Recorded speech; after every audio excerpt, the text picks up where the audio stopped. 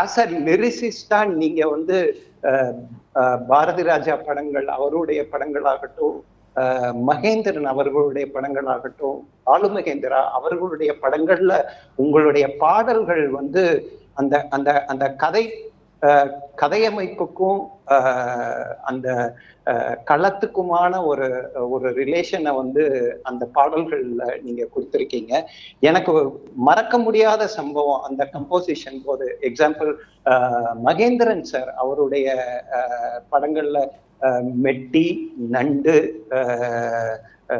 நெஞ்சத்தை முதல் படம். ஸோ ஏதாவது சுவாரஸ்யமான ஒரு இன்சிடென்ட் நீங்க சொன்னீங்கன்னா ரொம்ப சந்தோஷமா இருக்கும். என்னை பொறுத்த வரைக்கும் என்னென்னா, அண்ணா வந்து ஒரு வரியை எடுத்து கொடுப்பார். அது பின்னால் தான் வந்தது. ஒரு வரியை எடுத்து கொடுத்து அதுக்கு பாட்டு எழுத சொல்கிறதுங்கிறது அண்ணனுக்கு பின்னால் வந்தது.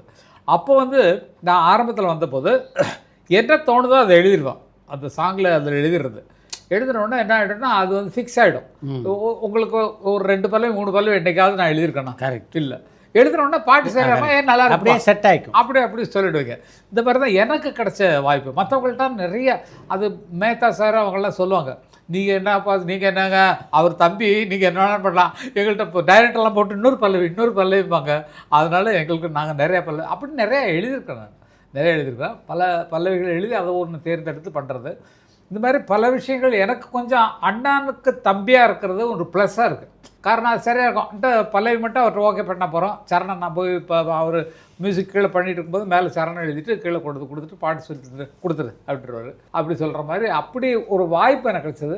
அதிகமான பாட்டை அண்ணன்ட்ட எழுதுனதுனால எனக்கு சுதந்திரமான எண்ணங்கள் வருவதற்கும் அது சொல்லித் தருவதற்கும் அந்த மாதிரி பொறுப்புகள்லாம் இன்றைக்கி பேசிகிட்டு இருந்தோம். அது மாதிரி எனக்கு அதிகமான சுதந்திரம் இருந்ததுனால எனக்கு வந்து வர்றதெல்லாம் கரெக்டாக வருதுன்னு நினச்சிட்டு போடுவோம். அது இப்போ எதுக்கு என்னோடய பாட்டவே நான் இப்போ நினச்சி பார்க்குறேன்னு சொன்னால், இப்போ சமீபத்தில் எனக்கு கிடைச்ச ஒரு சந்தர்ப்பத்தில் இன்றைக்கி சொன்னங்கள் இத்தனை பாட்டுன்னு எனக்கு 320 பாட்டு தான் அண்ணனோட பாட்டு வந்திருக்கு. அண்ணனுக்கு நான் எழுதின பாட்டு அது புத்தகமாக போடுற 3 புத்தகமாக போடுறதுக்கு ஒரு ஐடியா பண்ணியிருக்கோம். அண்ணனோட முன்னுரை அந்த சம்பவங்கள் நடந்தது அதெல்லாம் போடலான்னு ஒரு ஐடியா இருக்குது.